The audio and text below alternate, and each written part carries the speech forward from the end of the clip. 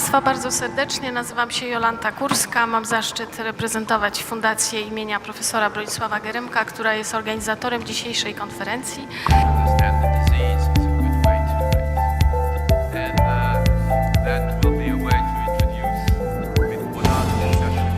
What has changed with understanding of freedom and with the threats to freedom within last 15-20 years after the big changes in 1999, end of the Cold War, and secondly with globalized world. 20 years ago we have national states that were strong.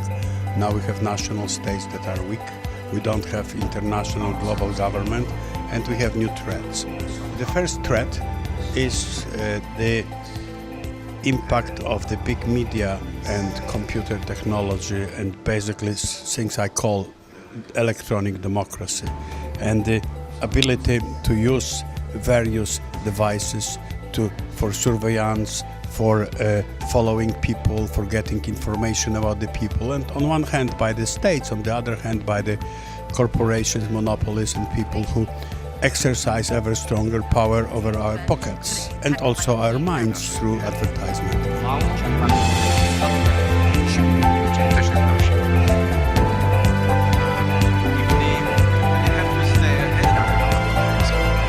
More and more, we are also seeing a decline in the power of the state, as well as a decline in the will of the state to regulate other actors to ensure that they are abiding by the human rights law.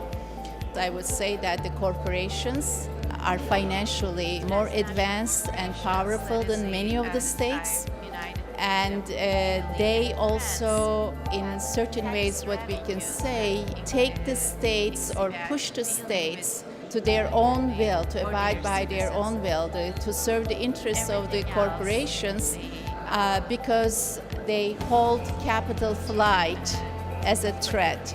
If you do not go by my will, if you do not provide the conditions to maximize the profit, I will take my business to elsewhere.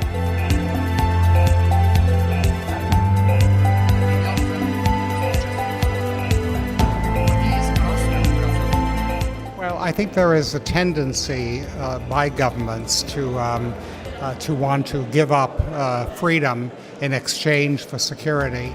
But I think there are also forces within each society, often non-governmental organizations, which struggle to maintain freedom and are sometimes successful, and that in the process they contribute to the legitimacy of the state, and they prevent the giving up of freedom too readily.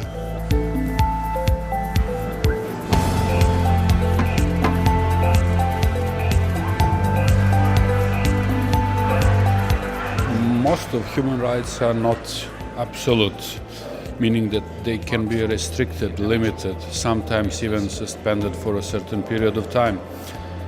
And for many reasons, security comes as a justified reason for that. However, in too many times and in too many occasions, we allow our human rights to be restricted for the reasons of security, and we don't have enough or adequate control over how security is exercised. So we don't actually know if our human rights must be as suspended or as limited as they are because of security.